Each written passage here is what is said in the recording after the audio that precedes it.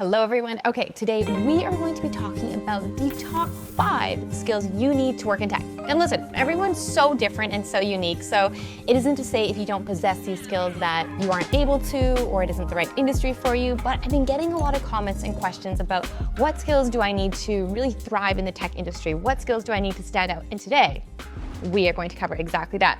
We're from a different location today. We are from my co-working space, and I had a bunch of shorter content to film here, so I thought let's sit down and just have this candid conversation. Let's get into it. Before we do, you know what to do. Hit that subscribe button for more tech, coding, future tech, all the good stuff related content. All right, let's get into it. But first, before we look ahead to the future as to what skills are really in demand, what is trending, let's take a step back.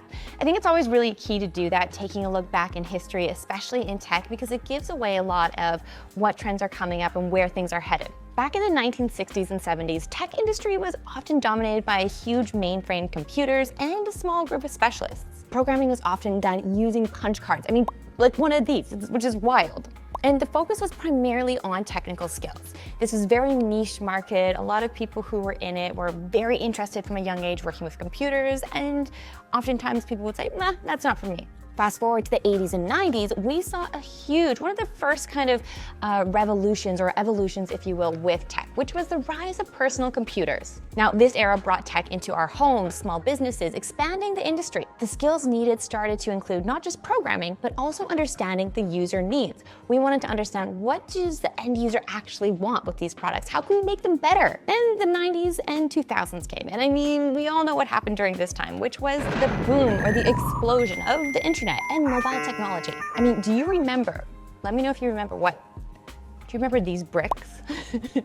I can say with certainty, it was a little bit, I was born in the 90s, so I did not remember them fully, but I still, we still know what we're talking about here. All right, suddenly tech wasn't just about computers. It was in our pockets. It was in our hands. It was in everyone's household. It was more about connectivity, user experience, and rapid innovation. Now, it was this time that the tech industry really started to demand way more than technical skills. It also needed people who were product managers, innovative thinkers, leaders. So many different roles appeared. Now, fast forward to 2020, we're in the age of AI and cloud computing. Tech is no longer a separate industry. Tech now touches every single industry. It has integrated into everyone's homes, daily lives. Everyone's business, if you want to be successful, revolves around tech, which is pretty cool. And I think as tech workers, puts us in a very good spot because there is so much demand for us and our skills.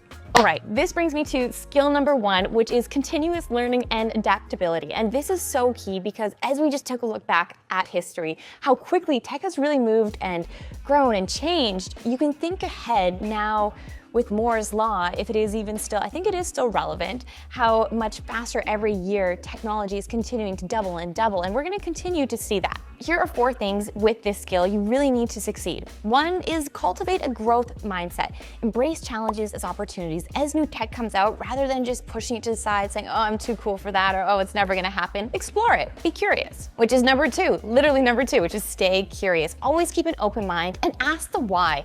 Ask the why behind the tech you are using. That is really key. And to do both 1 and 2, you need 3, which is set aside time to learn.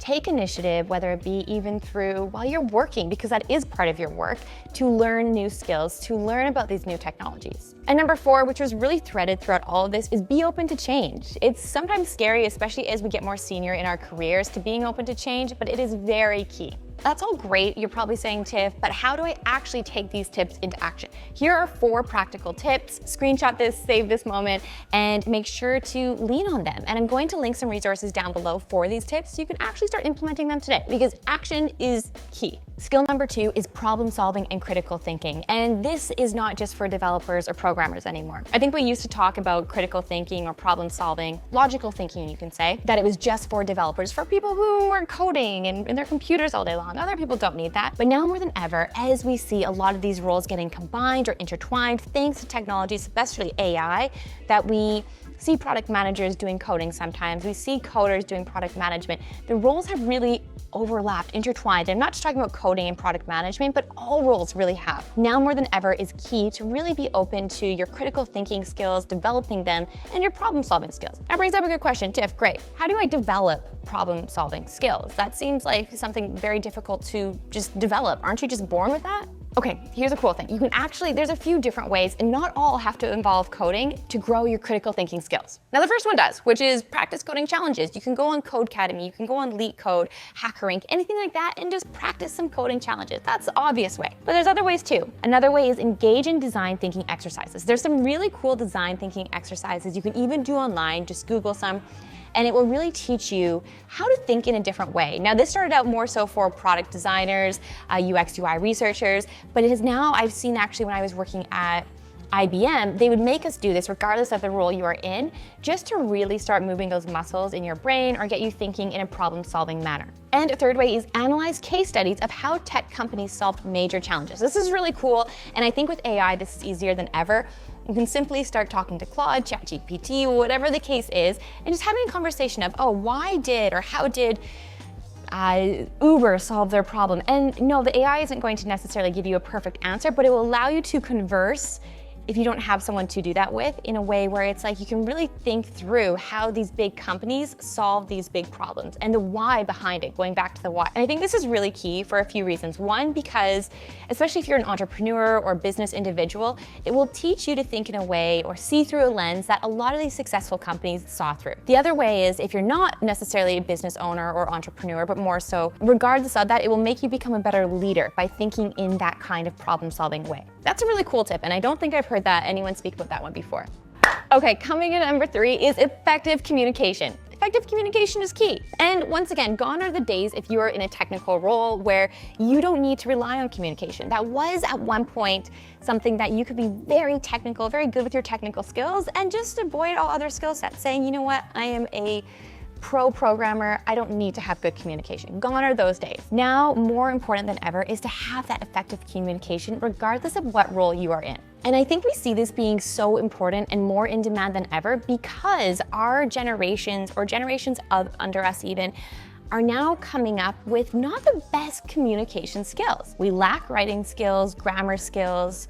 We don't want to get on the phone with people. We don't even want to send emails anymore. If you are able to get past that, and I get it, trust me, sometimes it's terrifying to do all of that, but if you're able to get past that, it will really make you stand out, and it is something that companies really look for. Now, here's the big question, something that I faced. How do you improve communication skills? I mean, sounds like all these skills sound very difficult to improve because it's not as easy as improving, say, a coding skill or a hard skill. It's more soft skills. How do you improve these? Well, here are a few practical ways. One, in talking about effective communication, something that I found really helpful to improve is explaining technical concepts or even what I do for work to my friends and family. And if they have questions about it after I'm done explaining, reflecting on how I could have explained it better and continuing to practice. Use them as your trial and error. Another way, especially for improving your grammar or writing skills, is contributing to a tech blog or tech forum. And this is really key too, because you don't have to be trying to be an influencer or putting yourself out there, but what it does, it will also leave your fingerprint on your digital footprint, if you will, on the internet. So when future employers are searching you up, they can see that you are a leader,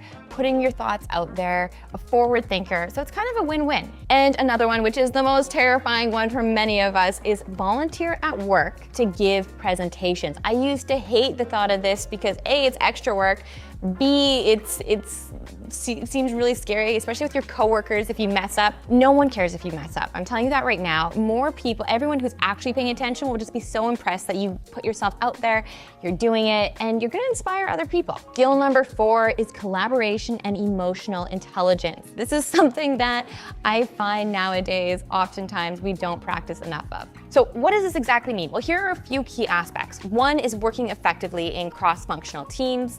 Another is understanding and managing your own emotions, which can sometimes be hard to do, if we're being honest here. Navigating workplace dynamics and conflicts, being a team player. I know it sounds so corporate, but it is key. And, we spend so much time at work. You don't want to be someone who isn't putting your best foot forward and collaborating with others. And another is giving and receiving feedback gracefully.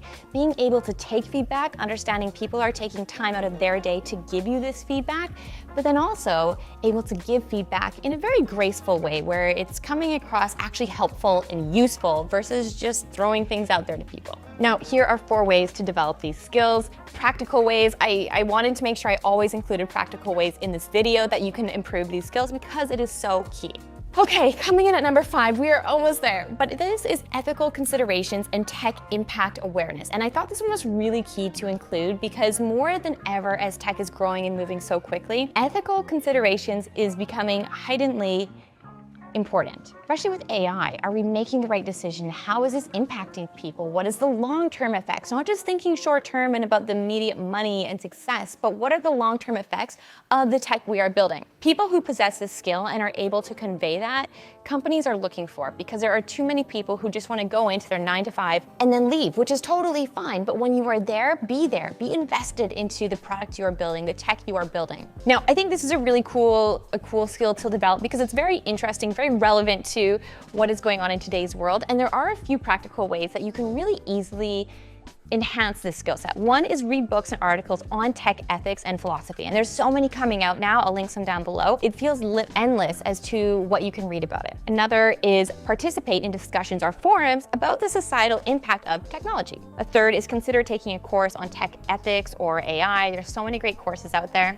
And a fourth is stay informed about tech policies and regulations. And we see this changing all the time. I mean, just last week, or was it this week, California put out that they might potentially ensure or regulate that AI has to be labeled. Any AI images, videos, etc., that it is AI. Legally, companies have to do that. That would have a huge impact on almost every company now that uses AI, which is almost every company to some degree. Staying aware and ahead of those news or updates is really key because it will set you out from your colleagues or your potential candidates, especially when you're interviewing for other roles.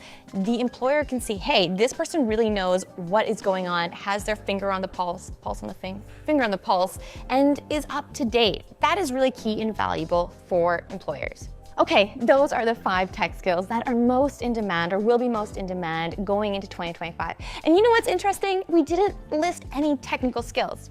Technical skills are going to continue to grow in demand. No one's saying that. But now, more than ever, it is important to also merge those technical skills with some soft skills that I just listed. And I really hope the practical ways to gain these skills will help you get there. If you're not already there, I'm sure all of you are, but there's one area you want to improve in. And also too, you don't need to be technical to gain these soft skills. You can also do non-technical roles and get really good at these soft skills that are so in demand. All right, everyone, that is it for today's video. Leave in the comments other topics you want me to cover, questions you have. I will do my best to answer every single one, and I'll see you all next week.